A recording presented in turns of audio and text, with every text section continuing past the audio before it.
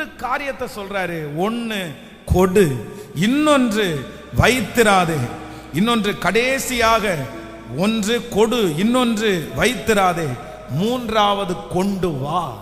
ஆமென், ஹல்லேலூயா. ஏசாயாவின் தீர்க்க தரிசன புஸ்தகம் 43ஆம் அதிகாரத்துல கர்த்தர் ஒரு புதிய காரியத்தை நமக்கு செய்ய போறாரு.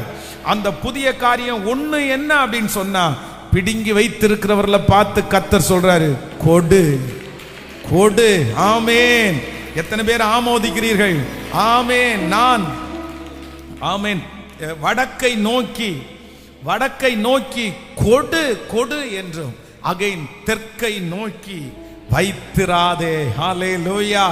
ஆமென். யாரெல்லாம் உங்களுடைய ஆசீர்வாதத்தை பிடுங்கி வைத்திருக்கிறார்களோ கர்த்தர் வாக்கு கொடுக்கிறாரு, நீ வைக்காத, என் பிள்ளைக்குள்ளது போய் சேரணும்.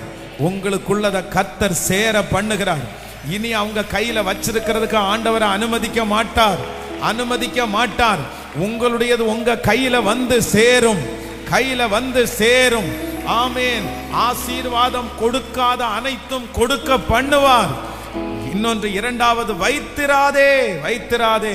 அது இனி வைக்க முடியாது. நம்பர் 3, மூன்றாவது ஆண்டவர் சொல்றாரு, அது எவ்வளவு தூரத்தில் இருந்தாலும்.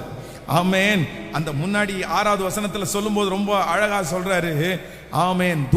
பூமியினுடைய கடையாந்தரமா இருந்தாலும் கர்த்தர் வாக்கு கொடுக்கிறார், கொண்டு வா. ஹல்லேலூயா.